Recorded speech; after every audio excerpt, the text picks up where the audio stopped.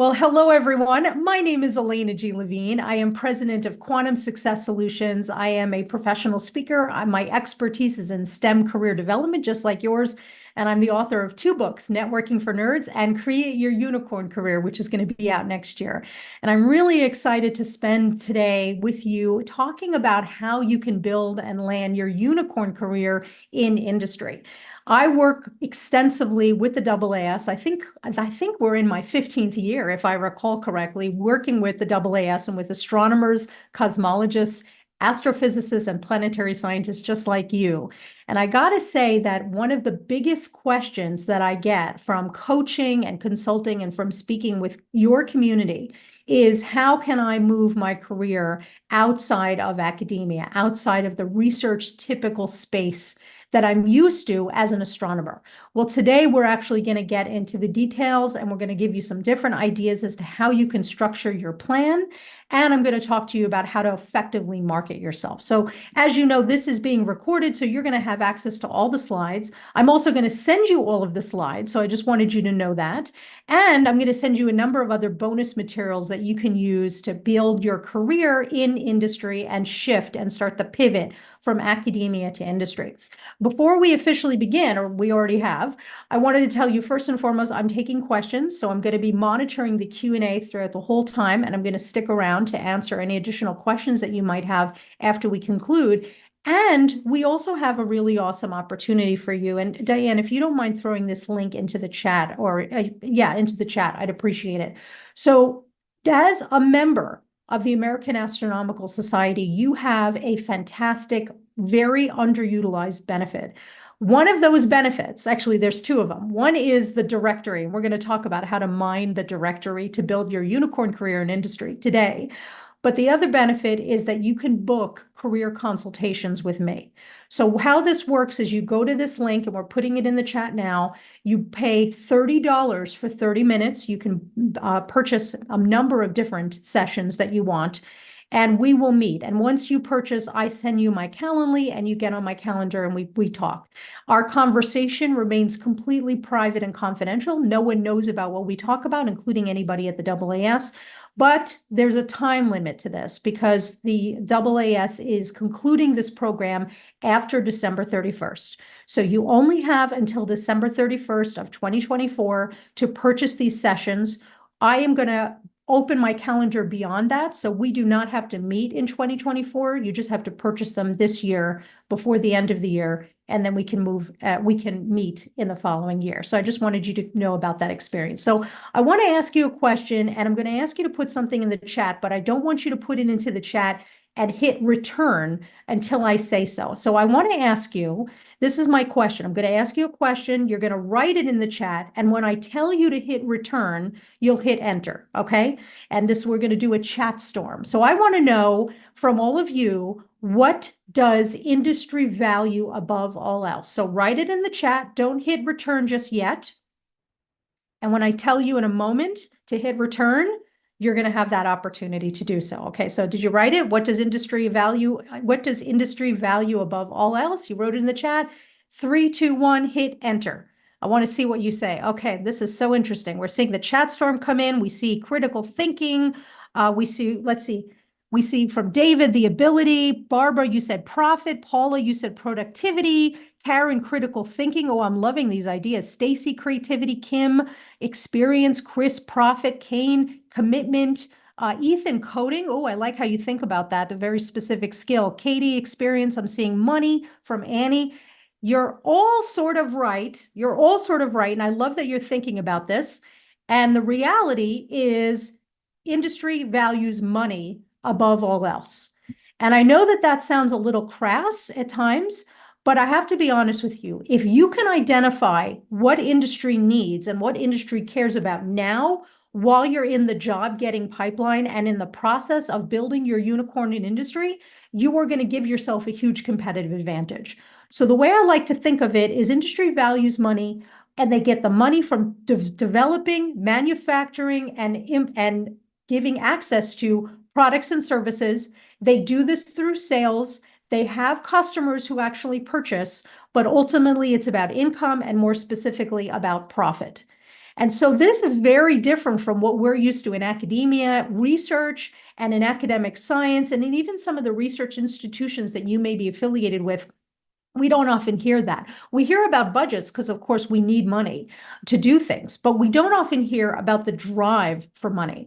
And so if you can change your framing from thinking about yourself as a scientist, that your goal is to actually use science to elucidate the nature of the universe, and shift it in thinking about using your science and your scientific background and skills and experiences as a mechanism to develop products and services and solutions for customers who purchase it, to increase sales and increase customers and decrease costs for your customer, which is your employer, you are going to give yourself a huge competitive advantage.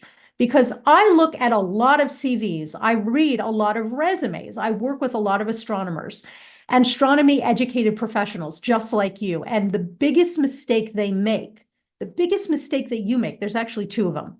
One is that you undervalue yourself. You undervalue yourself in terms of the value that you provide employers. And because you undervalue yourself, you are actually under-marketing yourself, underselling yourself, and even under-exploring for opportunities for unicorn careers in industry and beyond. So we have to get access to the value, and I'm going to tell you how to do that in a few moments. But the other big mistake that astronomers make is that when they put their marketing materials together, meaning your CV or resume, depending on the role, your cover letter, your LinkedIn profile, even prepping for your interview, even preparing for your negotiation when you get that offer, the biggest mistake is that you only talk about yourself in terms of the metrics of success from academic research and from astronomical research. And so what happens is if I'm an employer in industry, in a company, reading your documents, and you're only talking about how you wrote this paper, how you did this project, how you developed and delivered this speech at the AAS winter meeting or whatever, you're talking about the metrics of success from academic research, I am not going to understand what value you can provide me. So we have to shift the way we approach the job getting and also shift the way we market ourselves. When you only talk about the metrics of success from academic research and from astronomy, what you're doing is you're telegraphing to me, the potential employer, that you are actually fleeing academia and science. That's what you're showing me because you're only talking about this community. If you can shift it, if you can reframe your materials so that you talk about me and my company and my specific industry and what's important to me, including money, including developing products and services that customers will buy, then you are giving yourself a competitive advantage. And that is something that I think so often scientists and engineers just don't understand how to do. And that's what we're going to talk about today. And for those of you that are just joining us right now, you're welcome to put questions into the Q&A or into the chat. If you have questions, I ask, just put the word Q, or if you're using the Q&A, I can actually just actually put your question in the Q&A because I'll actually be able to see that there. So the competitive advantage that we're trying to give you is basically summarized in a couple of different points. Number one, we have to present yourself. You have to present yourself as a problem solver for my company and my industry. So not talking just about your accomplishments in science, but talking about other aspects of what you've done related to science and in science that have a direct correlation to what my needs are, which is making money in industry. Your astronomy, the background that you have as an astronomer, as an astrophysics professional and student and postdoc, is the perfect foundation to solve business problems. And here, can I tell you a secret? Shh, you're actually solving business problems already. So what we're going to do is we're going to talk about those business problems. We're going to talk about the business skills that you've gained from being in astronomy.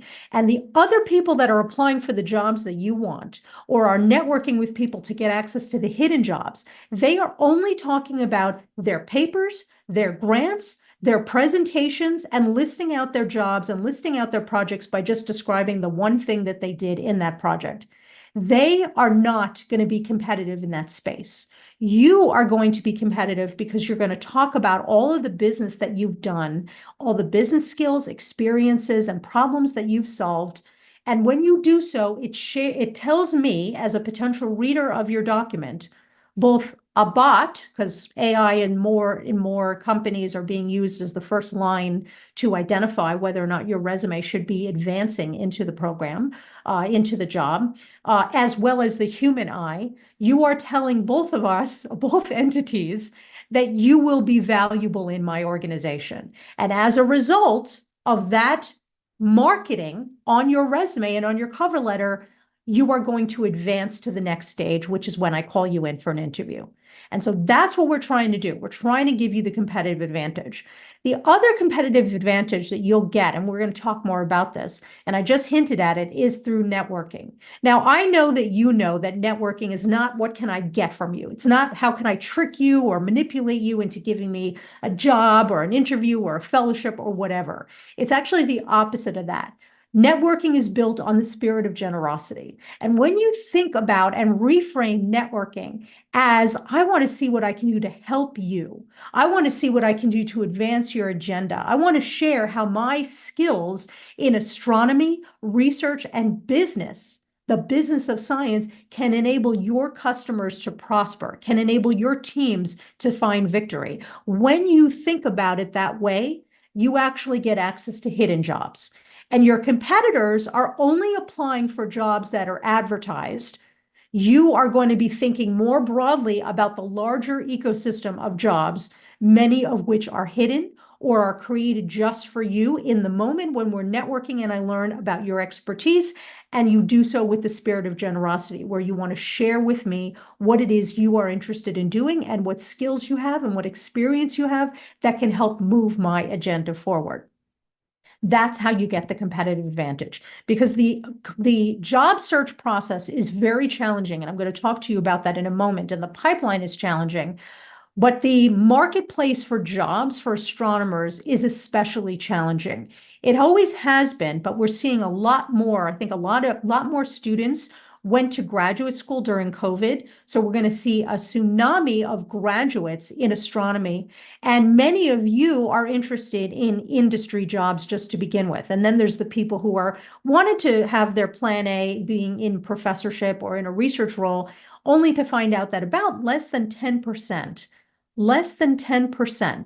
of postdocs in astronomy are converting into careers in research and astronomy. So we already have a challenge in the ecosystem, in the job market. What we can do to actually give you a competitive advantage in that job market and get you the opportunities that are aligned with you, the way we do it is we think about building what I call your unicorn career. So I call a unicorn career the customized, authentic career. It is aligned with your values. It allows you to be yourself 100% of the time. And it's a career that brings you joy, meaning, and money. Money is important because hopes and wishes and AGNs and GRBs do not pay for you and I to eat, do not pay for childcare or adult care, do not pay for our health insurance. What does? Money. You and I, we're actually running a business in and of ourselves. The business is you incorporated. And if you're going to grow your unicorn career in astronomy, in industry, in any ecosystem, in any part of the known multiverse, you want to be thinking more broadly about what it is that you can do and also what it is that you want and need to do, not only in your unicorn career, but in your unicorn life, which is actually the goal. And so the more you think entrepreneurially and think about it from a problem-solving perspective of building your unicorn career in industry, you will get access to more opportunities. Not just the advertised ones, but I'm talking about the hidden ones. When you and I are talking and networking over time, and I get to know your expertise, and I realize, wait a second, you just did this in your postdoc, you were part of the postdoc association in your university, you gained business skills. You know what? I really could use somebody with that really in-depth project management experience and skills, event planning experience and skills, as well as somebody with a very strong physics and coding background. Would you be interested in joining our team? We want you to get access to that so you can build a career that makes sense for you. So the model that we use to build our unicorn career in industry, and to be honest with you, in any ecosystem, anywhere, it's a 3-component model. And I'm going to walk you through the pieces today, but really the key here, we're going to do this, of course, in the lens of getting you a job and building your career in industry. But this model could actually be applied to literally any sector.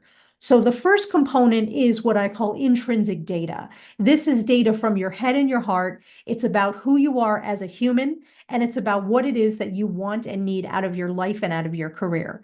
These are your skills. This is your needs and wants list. It's going to be your loves and hates list, because we want to know what you love and what you hate so you can do less of that.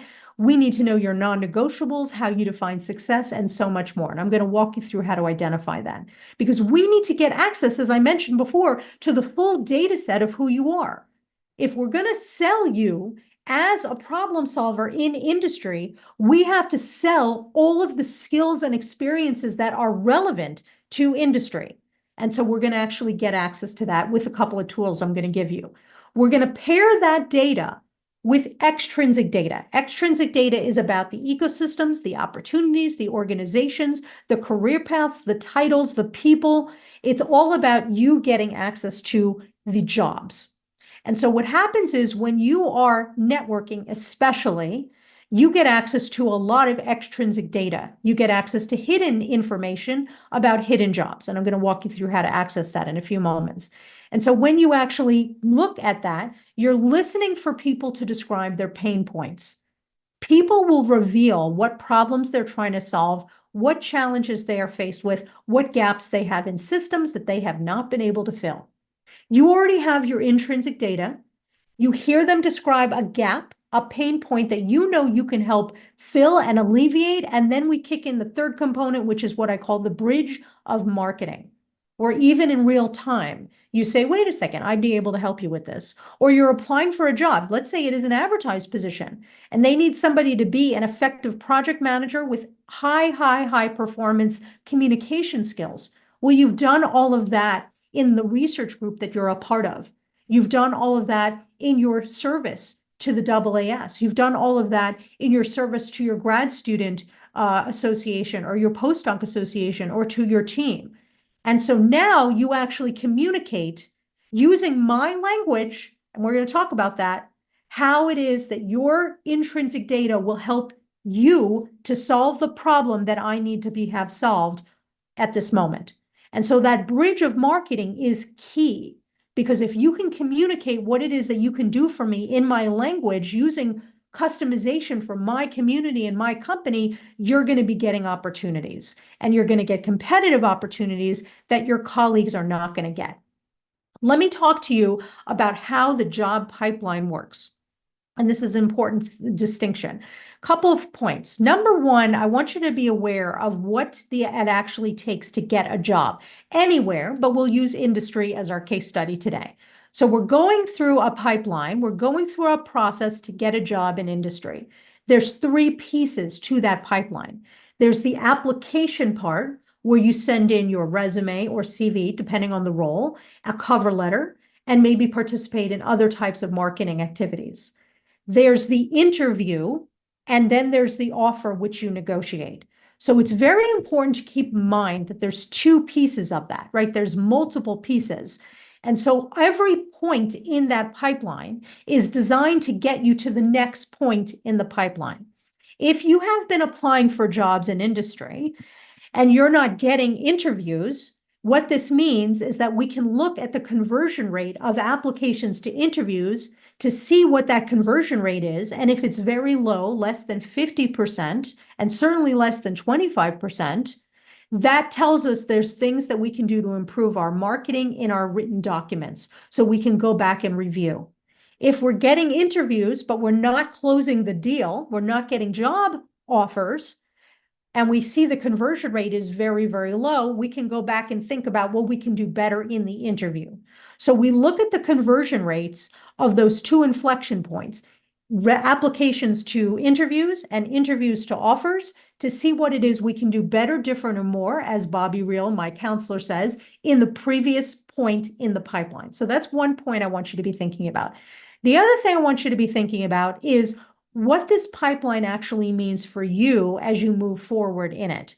I think a lot of times we think that the point of applying for a job is actually to get the offer. No, the point of applying for the job is to get the interview. So all of those documents are designed to encourage me as the employer to want to engage you in a conversation. That's the interview. And if you think about it, the interview gives me a chance to test not only your skill set, not only see your technical capabilities, your business capabilities, not only to assess how much you know about my business and how we define business and how we approach business, but it also helps me to see exactly what it is you could do in the role if we had the right chemistry. That's right. I'm actually assessing your communication skills, your happiness, your enthusiasm, your passion for this work, and I'm seeing whether or not you and I have chemistry. And so that is very important to keep in mind about as well, is what does the interview do for you? It helps you to create a human to human connection with me so that I think of you for the opportunity, so that I'm so excited. I see such great chemistry. I can't even wait to give you the job offer so that you and I can actually work together to actually build something significant for the organization. So this is really the key that I want you to be thinking about. So that is the point of the pipeline. But there's one other thing I want to just share with you. I think a lot of times people think about job getting. They think of it as a very reactive action. I see a job opening, I apply for it, and I wait. So what that does is it doesn't give you a lot of power. It doesn't give you a lot of choice. It doesn't give you a lot of autonomy, to be very honest, because what you're doing is you're waiting for somebody to do something, to open a job advertisement so that you can react and submit your application. But what if we reframed that as well? So the way we would reframe it is we think about through networking, because you're building win-win relationships with me over time, through networking, I am getting a chance to actually pre-interview you over time. So what this gives you is it gives you an advantage, absolutely, because I get multiple opportunities to interact with you, engage with you, see your talents, see your brilliance, see your focus, see and assess your communication skills, test and continue to grow our chemistry together to catalyze an epic collab, perhaps. I'm seeing this over time, and this is what I call dynamic interviewing.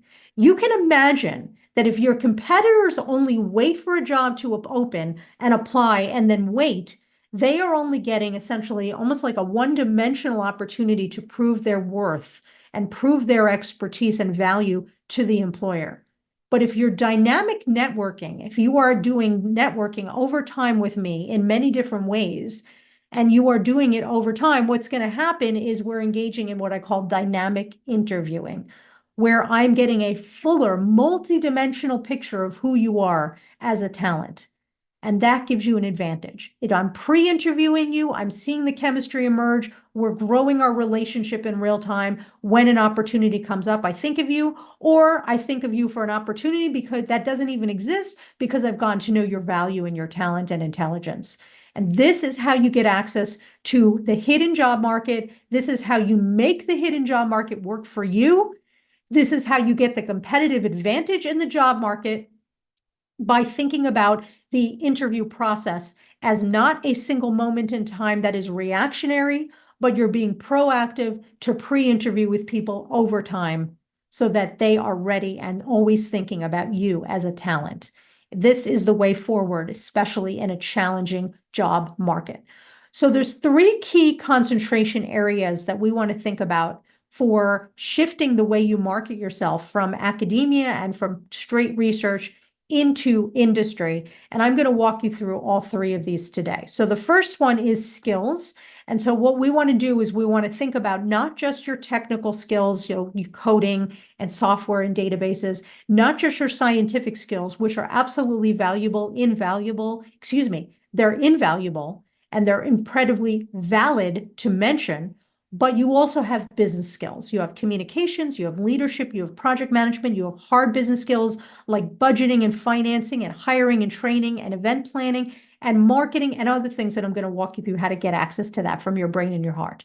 You also have language capabilities. So many of you grew up speaking other languages. You may be multilingual. You may be in another nation, on another continent, perhaps in another galaxy as well. You have cross-cultural experience, you have multinational experience, you have multi-languages in your capacity. We want to make sure we share this because if you're going to go work for my company, Company X, chances are my company is not a one region, one nation company. I will love money. I love money from all four corners of the world. So I'm going to be doing business in as many parts of the world as I possibly can, which means that if you speak Farsi and French and English, that's going to be really useful for me. If you've worked in South Korea, South Korea, South Africa, and the United States, that is very helpful for me because that means you have cross-cultural experience. But I got to tell you, there's another opportunity that you have, an even bigger advantage that you have being in astronomy. Astronomy, by its very nature, as you know, is international. Every telescope, every mission is an international endeavor. Every team has people from all over the world.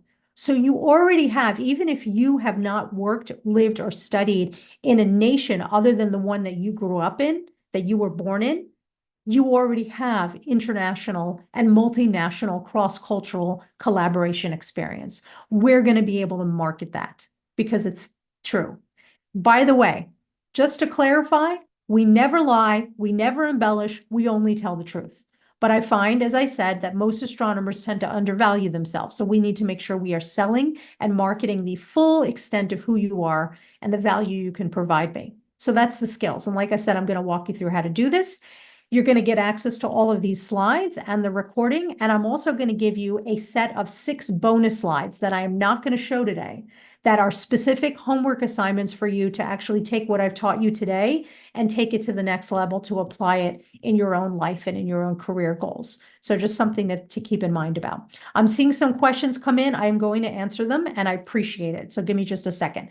So the second concentration area when we are marketing ourselves to industry is we want to talk about ourselves as a problem solver. So I think a lot of times we think when we're especially shifting from academic research and from research in astronomy, that the entirety of what we've done is about the accomplishments or the tasks. And it is about accomplishments. It's not about tasks. It's about accomplishments, but we're going to actually reframe the way we talk about the accomplishments and we're going to cut through the clutter and we're going to talk about ourselves as a problem solver.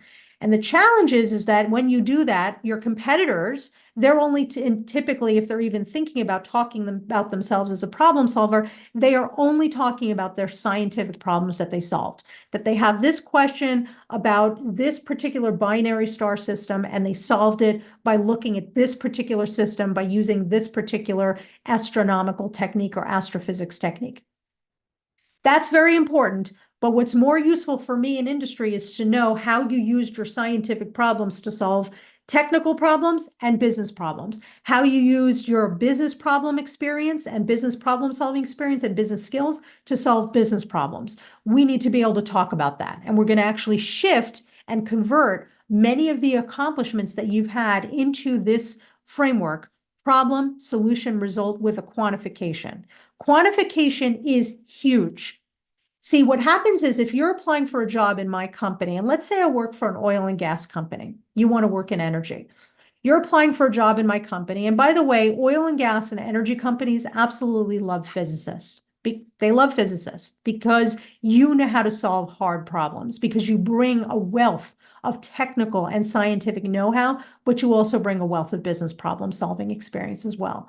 So I'm interested in talking to you about you joining my team.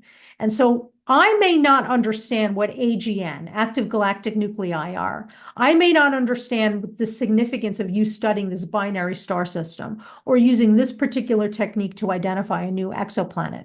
But I certainly can understand if you wrote a computer program that had 100,000 lines of code and it reduced the noise in the system by 50%, or you wrote a grant proposal that brought in $200,000, or you led a team of 5 people, or you created a system that reduced the cost by 50%, the footprint in the lab by 50%, increased the amount of money that we bring in by 50%, got 2 Nobel Prizes. You see where I'm going here?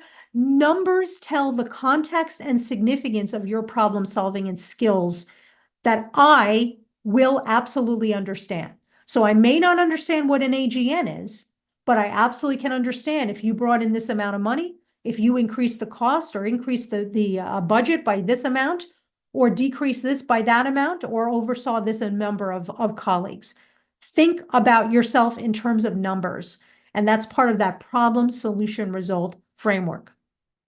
The results are key because if you can communicate that you have gotten results from your problem solving, it's going to showcase, it's going to show me, and it's going to showcase that you are somebody that I should bring in for an interview. Note what I said.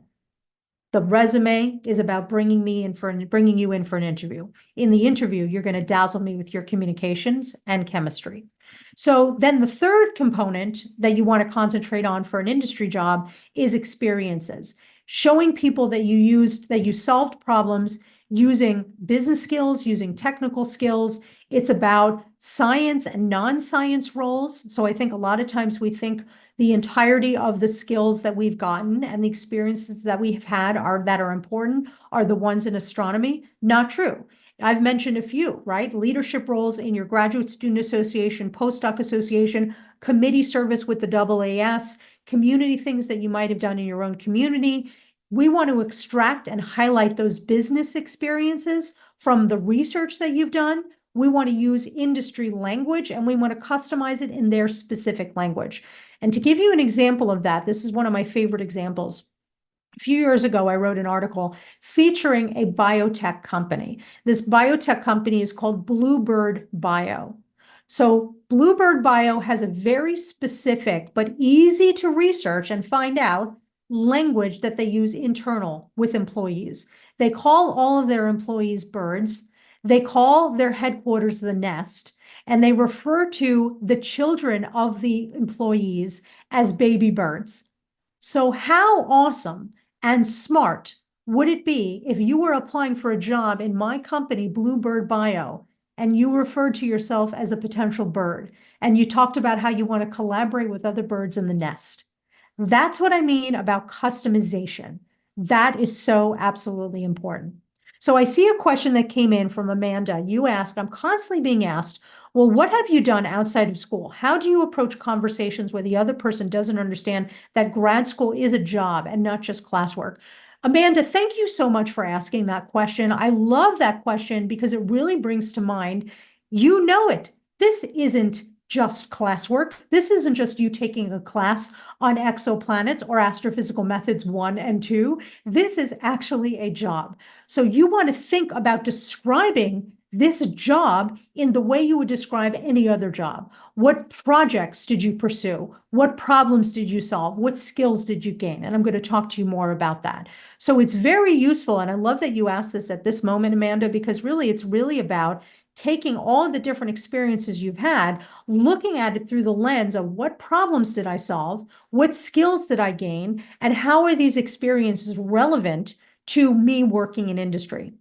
And if you can think about all of those, you're actually going to give yourself that competitive advantage. So I love this question. So then we had another question that said, how do you start engaging in dynamic interviewing in industry? As an astronomy graduate student, my network only involves astronomy professionals, not industry professionals. Love, love, love this question as well. I'm so glad you asked it. And actually, this is something I'm going to be walking you through in just a few moments. I'm going to give you specific examples of how to do this. Bottom line is, and here's a little spoiler alert for you, you actually have right now at your fingertips a lot more access to industry leaders than you may even realize. And I'm going to show you exactly who those people are and how you get access to them.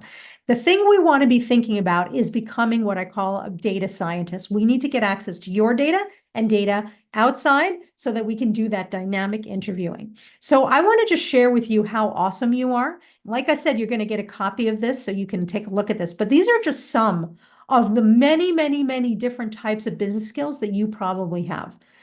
So I know because let's say you're a grad student, even an undergrad student, and no matter where you are in your career, you have project management experience. Absolutely have that. You may not be a PMP, which is a specific certification in project management, but I know you've been on projects. I know you've inaugurated projects. I know you've participated in projects. I know you've contributed to projects. So that means that you have project management experience.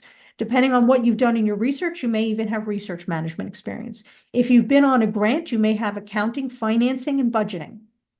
if you've trained or mentored people in your lab, in your group, in your team, in your astronomy club, on your committee with the AAS, you have potentially human resources, mentoring, training. If you've bought things for your research group, you may have procurement and inventory. So these are just some of the many, many different types of skills that are business focused that your competitors in astronomy are not talking about. And so when they only present a resume and potentially an interview where they only discuss the astronomy research, they are getting a huge disadvantage in the amongst their competition. You're going to talk about your business skills, and so you are actually going to be able to move your career forward and get the opportunities that you want. This matrix is something I've shared for many years. You can take a picture of this. I'm also going to send this to you.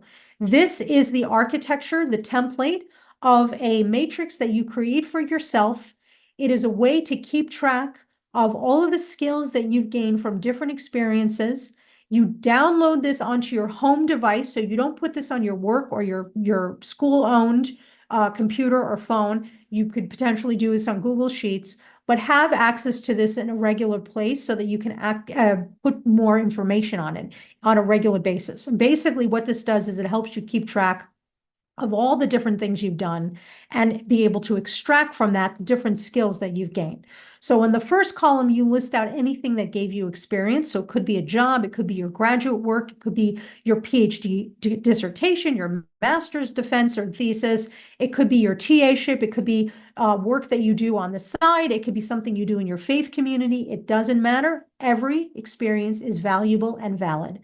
Then you write out the technical skills, the skills that are needed to do that role. That could include computing skills, software engineering, and experimentation skills. You write out your business skills. You write out your soft skills. There could be overlap between soft and business. It doesn't matter because nobody sees this other than you. You use this to populate your customized resume, cover letter. You use it to populate your LinkedIn profile, which we're going to talk about. And then the final piece of this, and don't forget your language abilities as well. And the column is characteristics. What did I notice about myself in this role? And so this is a living dynamic document that you can use and keep track of all of this over the course of your career and life. I also encourage you to access other types of data from your head and your heart using questions. Questions like, how do I define meaning and impact in my life and my career? How do I define success? What is my definition of success? What are my values? What's my vision for myself? What are my needs and my wants? And what are my goals? And by the way, every single thing that you put on these lists and answer for yourself are correct. Every answer you come up with is correct because it is your life. It is your career. I may think for me, having time to run is a need, right? Having time to exercise is a need. And I like to have this amount of time in my day, in my week, in my month. That's important to me. That may not be important to you, and that's correct. You may want a certain amount of money. That's another question to ask yourself. How much money do you need? How much money do you want? Whatever amount is correct. Now, if you say that I need $150,000 US every year for my salary, but I actually want $500,000 a year, that is important information to have. It means that we can then shift our gaze towards industries and companies that have a lot of money to pay leaders. It also means that there will be fewer opportunities at the $500,000 level. Doesn't mean you can't get it, but it means we have to think creatively and entrepreneurially. It does mean that you will not be looking for jobs in nonprofits because they do not have $500,000 to pay an entry-level leader. So it's just being mindful of what's important to you so that we can then point ourselves in the direction of the opportunities that make sense for who you are. So that's how we think about it. The networking strategy in which we engage is also a three-component strategy. We start by identifying people, and I'm going to give you some examples of how to do that. We want to diversify our network because right now, keep in mind, the people that you know in astronomy, they actually know people in industry. That's another thing to think about. Leveraging the concept of 6 degrees of separation, that I'm connected to every other person on the planet by no more than 6 degrees, 6 steps. So I know somebody who knows somebody in Microsoft. You know somebody who knows somebody who works for this energy company. You know somebody who works for this particular company in this particular industry. So we want to diversify, not just talk to people in astronomy, but also be mindful that the people you are talking to have contacts in industry. We then have to talk to them. What? I have to have a conversation? Yes, I know it's nuts. I know it's bananas. Don't worry, you can do this. What we're going to do is we're going to ask for informal conversations to start the conversation, to start the relationship building. We're offering to assist, we're noting their pain, and we're also asking them, who else do you know in company X, in industry Y, in region A, that you would feel comfortable introducing me to? And your network is going to grow from there. And the number 3 thing in our strategy is to actually build relationships. So meeting me at the conference and never talking to me again is not actually networking. It's a conversation. I'm sure it's fabulous, but it's not actually networking. Networking is about win-win relationships, and it's about building those relationships over time, where we're engaging and talking with each other multiple points in time and potentially space as well. That's what networking is. It's about building mutually beneficial alliances over time where we're both providing value to each other. And so when you think about networking in that way, it means that I have to continue to offer to assist you. I have to send thanks and gratitude when you help me. I have to follow up. I need to continue my communications and organize my network.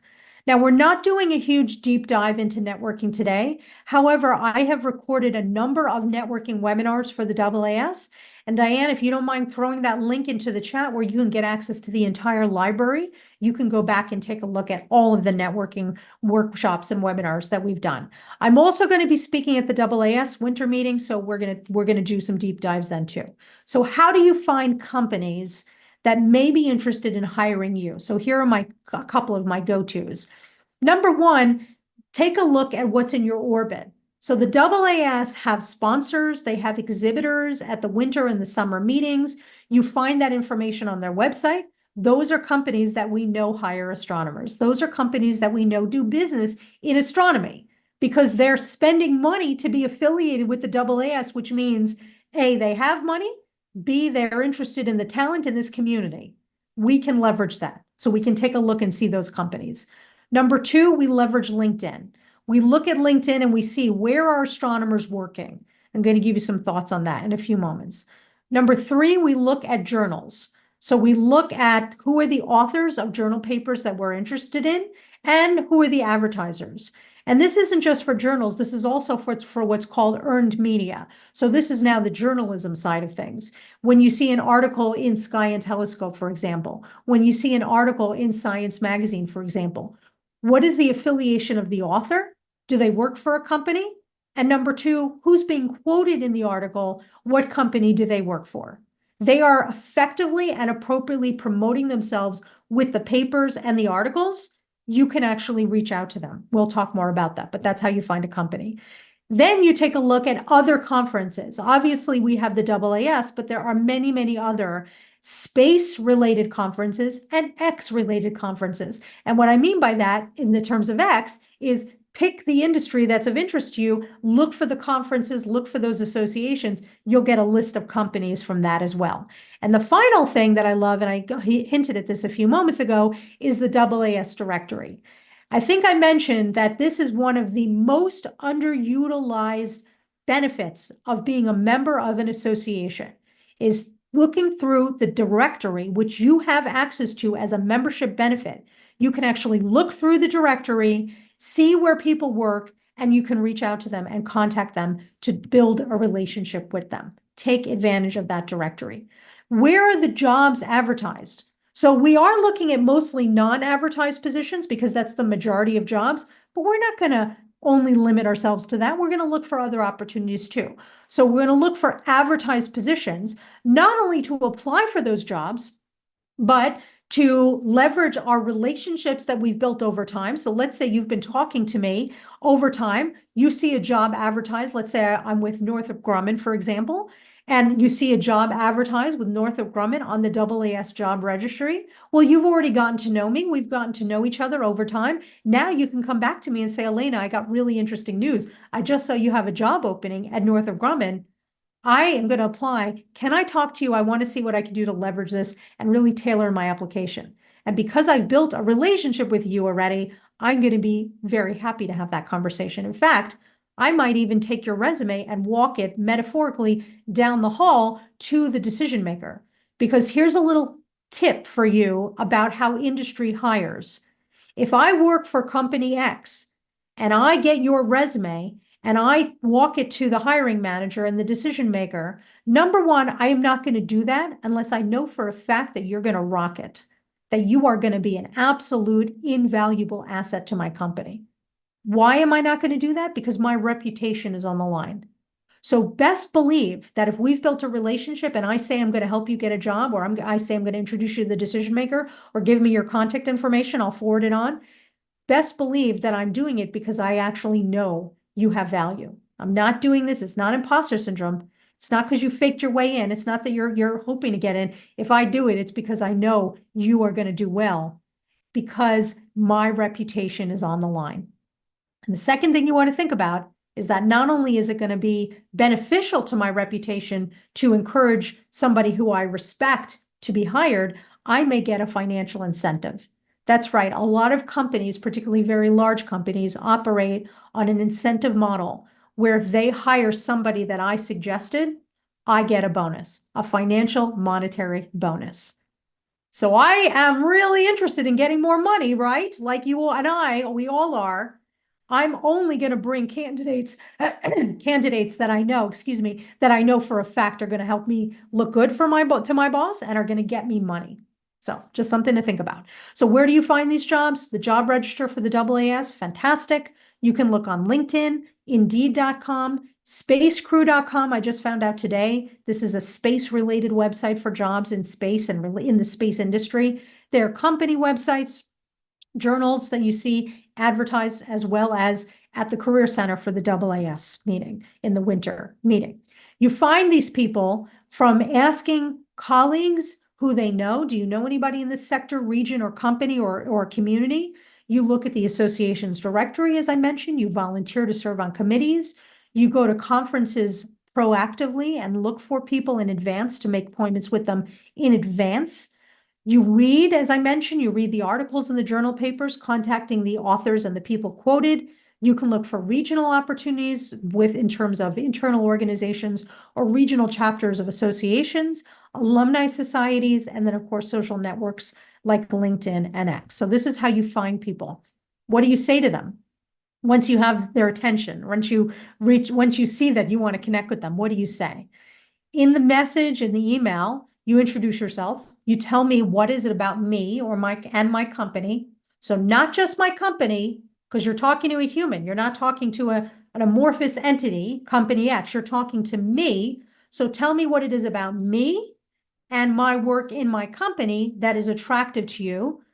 Ask for an informal conversation. So that tells me that you're looking to build that win-win relationship with me over time.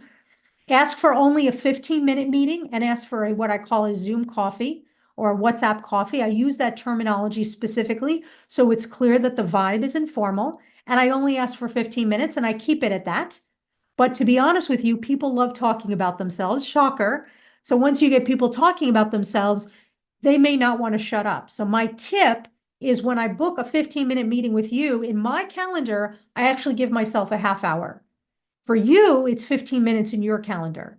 And as we're getting to the 15-minute mark, I will turn to you and say, I want to be respectful of your time. I see we're almost at time. Do you have additional time to chat?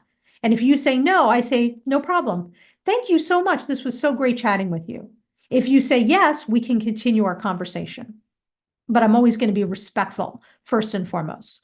I also want to explore the potential to collab. That's a great phrase that I like to use. Positioning myself for success. I'm interested to learn more about you and your work and your department. I'm wondering how I can add value to your organization. I see alignment between my experience and goals and skills and that of your organization. And I'm considering applying, would love to learn what it's like to work here. So these are the kinds of phrases that I use. And then once you talk with them, what do you say? I ask you a little bit about what's the best part of your job? How'd you get interested in this? What are some problems that you're focusing on now in the future? That's that pain elucidation question. What conferences do you attend? What associations are you a member of? What publications do you read? How can I get involved or help you? What are some ways that I can prepare for this space, this career? What are your specific goals? What skills have been especially helpful to you? What experiences and what leadership roles have been especially helpful to you in your career? So these are the kinds of questions that I ask.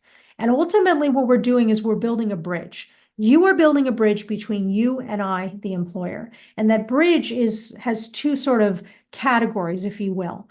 The first category of that bridge is you're building a bridge between you and your assets and me and my deficits. So you're trying to fill a hole, you're trying to alleviate a pain point, you're trying to solve a problem, help me navigate a challenge. So the bridge you're building is your skills and experiences can alleviate my pain. That's the bridge. The second way to think of the bridge is you're bridging your past and your present with your future with me. And both of those can help you think about how you better market yourself. But what we don't want to do is make the reader of your materials. And I see we have a question. If you don't mind putting your question into the Q&A, that would be awesome. And then I'd be happy to answer it for you. What you don't want to do is make the person become an archaeologist where they read the documents and they have to sift through it and figure out the treasure of who you are. Too often, goes back to the undervaluing and undermarketing, underselling aspect. Too often people hide really amazing skills and results and quantifications of those results and experiences in their document, making me have to become an archaeologist to sift through it to find the treasure of who you are. Any work that's required on me is a ding against you. It gives you a disadvantage because I don't want to have to do work. You don't want to make me do work to better understand who you are because I won't. I will go on to the next document. So how do we do this? We're going to really make sure that our marketing materials are top notch. We did a webinar, I believe, on converting your CV into resumes for industry jobs, and you can get access to that in the link that Diane put into the chat. By the way, thank you so much, Diane. So we're going to need a resume for industry jobs. And if you're going for an R&D or research and development positions in industry, you're probably also going to need a CV. So depending on the role, you may need one or the other. But the CV is not going to be your typical academic CV. It's going to include a business skills section. It's going to talk about business problems you've solved. It's going to give me examples of quantification of your success. It's going to give me examples of business experiences you've had. Those things are going to be in that document. You're going to have a cover letter where you're going to describe and build that bridge between your past and present and your future with me. You're going to have a LinkedIn profile, and you're also going to do your interview prep. So these are the different ways and mechanisms for marketing. So the components of an industry job application include the CV or the resume, which is that summary of your experience and skills. It's really focused on that problem, solution, result, and what problems you've solved. It's going to include a cover letter, which is the bridge. It's really the biggest bridge marketing document that you have, because it takes the opportunity, it's the opportunity to not just talk about you, but it talks about you in the context of me. So it's problem, solution, result with fourth component, which is what I call the spin back. That's the customization. In the bonus slides I'm going to email you, you're going to get the mechanism to actually do that. And then the third piece of the industry job applications is the interviews, where we test the chemistry, we assess whether there's an alignment between you and my culture. I'm going to get a chance to see your communications, team building, problem solving abilities emerge in real time. You're going to engage me with your positive attitude and your joy and your enthusiasm, which is going to go a long way to helping me understand how you'd be of value.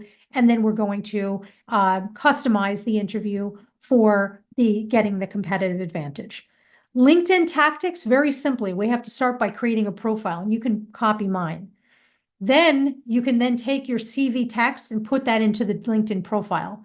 Then you can add your business skills, problems, and experiences. Then connect with me, connect with other AAS members, ask for that Zoom coffee, comment on people's posts, write your own posts, look at LinkedIn jobs as a research, not just to apply, but as research for the community, apply for those jobs and repeat. This is our LinkedIn strategy.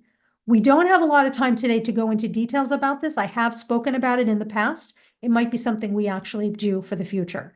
And the final thing of this is as you shift from academia and research into industry, chances are you may have to have a conversation with your supervisor, with your principal investigator or your PI. And I'm going to send you an article exactly what to say when you have that talk with your PI.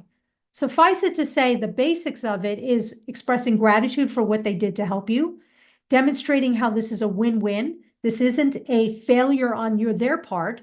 This is actually a mark of their success that you were going on to this really exciting career in industry. So you want to present it as such, clarifying the benefits of you working in industry and then staying connected to them. And as I mentioned, you're going to get an article on this.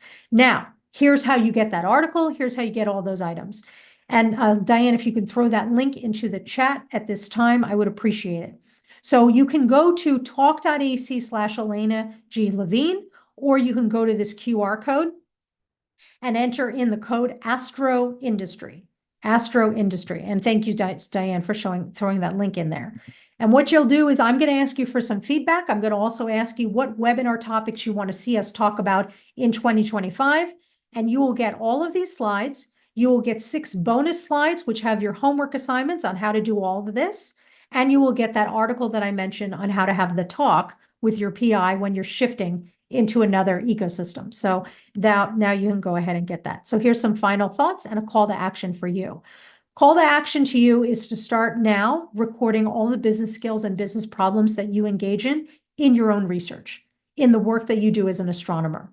Number 2, I encourage you to pursue a leadership role in your institution, whatever company or organization or mission or university you are affiliated with now. You could participate in a committee and you could participate in a leadership role. Do that now because that's going to help enhance your opportunities for the future.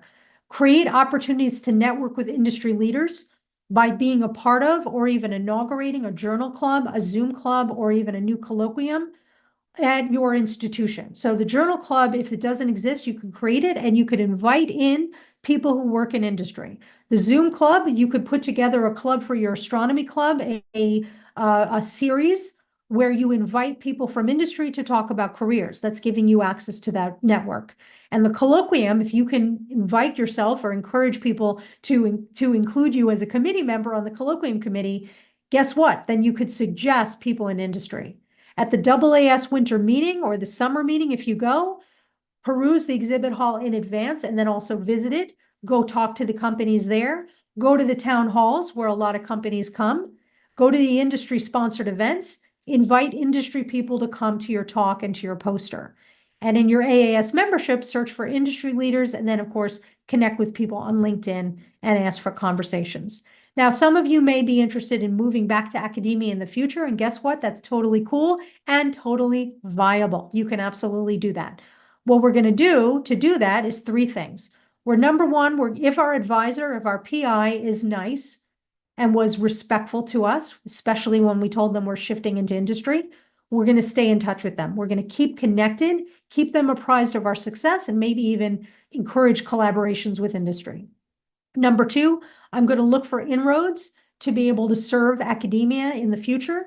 There is something called professors of practice here in the United States, where people who've worked in industry come back in later years to work for a university, and they bring all of their industry knowledge to help those students succeed. And number 3, you're going to stay connected with academic research by continuing to read papers, going to the AAS winter and summer meetings, maintaining your membership in AAS, serving on committees, and engaging with the research community. So one more thought, right? You can book a career consultation with me by going to tinyurl.com/AAS career. We have that link in the chat for you as well. And as we mentioned, this program concludes on December 31st. We can buy the sessions now, and I'm happy to honor those sessions in the new year, but you have to purchase them before the end of the year. And you can purchase up to 4 at a time. I don't have to wish you good luck because you don't need it. You are astronomers and astrophysicists. You rule the multiverse. But I will say thank you so much. Arigato, shishi, shukran gazilan, merci beaucoup, and muchas gracias. And Mazel's on building your unicorn career in industry. Thank you so much. So this concludes the formal webinar. And now I'm going to stick around and answer any questions that you might have had. So I'm going to take a look and see what we have, and you can put them. Thank you so much. Thank you. So we have some questions. Matthew asks, how do you feel about professional recruiters and headhunter companies? I am all for them. I love that you're thinking about this, Matthew. So keep in mind when you hear the word headhunter, by the way, that's just slang for a recruiter. Typically, headhunters, by the way, are for higher level executive positions, but it doesn't mean they might not be involved in others. Recruiters often work for either the company or they work for a recruiting or a headhunting firm.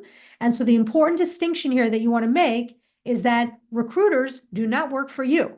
They never work for you. They work for themselves or they work for the company, which means that they are getting money from the company to bring in candidates that are viable and will get them hired, because when they are hired, they often get a bonus too. So if you are aware who works for who in the job getting pipeline and ecosystem, you can leverage that. So what you want to do is build relationships with recruiters. If a recruiter ever reaches out to you, respond immediately.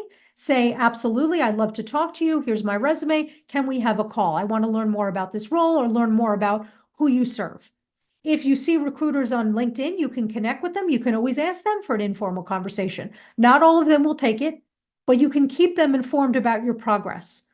But make no mistake, they don't work for you. They work for another entity. Know where their alliances and allegiances lie. Thank you so much for that great question, Matthew. Here's a great question from Anonymous. Would it be possible to enable copying messages in the chat? So we didn't do that, but there is a way to actually copy messages. I believe if you go to the links, actually, no, we don't have that. So you'll have to just type it yourself. I apologize for that. Ethan asks, thank you for this question, Ethan. Who should I ask for Zoom coffees? Would it be a hiring manager or someone who works there? Literally anybody. If you see on LinkedIn that my sister-in-law works for Microsoft and you want to work for Microsoft and she works on the IT side and you're not interested in working for the IT side, leverage that nonetheless. Don't close a door just because somebody works for a particular division that doesn't sound like you're that interested in it. The reason why we don't close that door is because you don't have enough data yet to figure out what industry jobs are aligned with who you are. You want to get as much data as you possibly can by talking to diverse people, a diversity of leaders in industry, in lots of different types of industries, in lots of different types of roles, so that you can get access to ideas about what your unicorn career could and can be. So we don't want to limit ourselves by stopping and only talking to certain types of companies and certain types of people in companies. So it's a really great question, Ethan. Thank you for that. Maria asked a question. It seems people in academia have a sour taste in their mouth about cold emailing. Is the sentiment warmer in industry, or should you have a bit of a connection already before sending an email or a DM? Maria, thank you so much for that great question. It really brings to mind a very interesting point.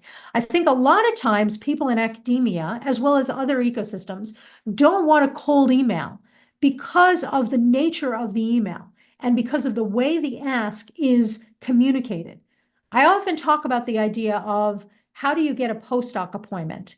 And so professors get emails, sometimes dozens of emails every week from graduate students begging for a job in their research group. Do you have any jobs? Do you have any postdocs? Do you have any money? I want to work for you. What can you do for me? Can you give me this? Me, I.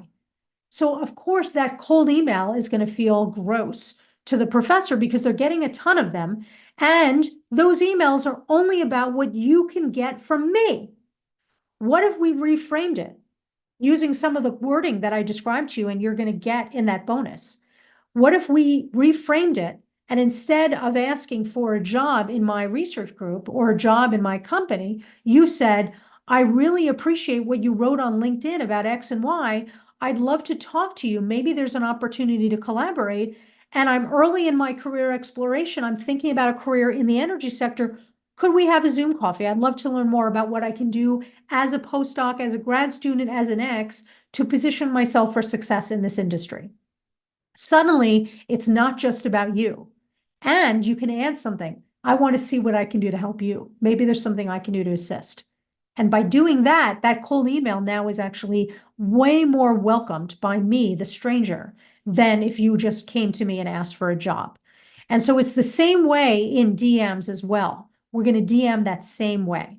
What I'm not going to do, especially for people who are over 40, just to clarify, is if I find your cell phone number and I've never interacted with you before, I am absolutely not going to text you as my first point of contact, particularly for people over 40.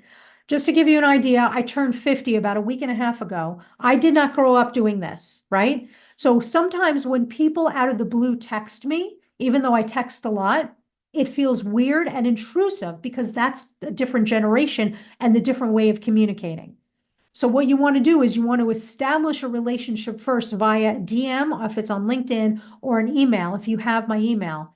And from there, we could shift to potentially texting.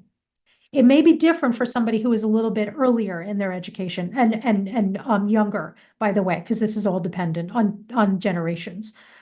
Andrew asked, thank you very much for that question, Maria. So Andrew asked, what are some best practices for setting up my marketing materials to clear the AI hurdle?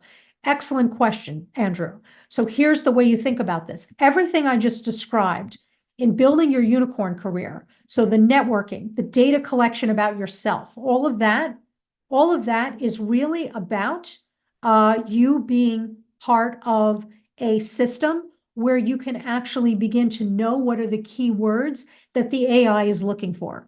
So by networking with me way in advance, you actually are getting access to those keywords that you can put on your document. So we're looking for keywords, key phrases, and to be honest with you, the business skills, those are going to be huge to advance beyond the AI hurdle. The other questions that you could ask me from networking is, where is AI in your job getting pipeline? And also, like, how is AI deployed in your company to weed out and evaluate people? And you can also ask what keywords are important to think about and what are some of the key things that you're hiring for in the next phase of your company. So that helps me get beyond the AI hurdle. And then I'm going to take, I see a bunch more questions. I'm going to take 3 more. So I see David asks a question, what are some specifics on how to approach authentic relationship building in these contexts in a way that works for a variety of personality types?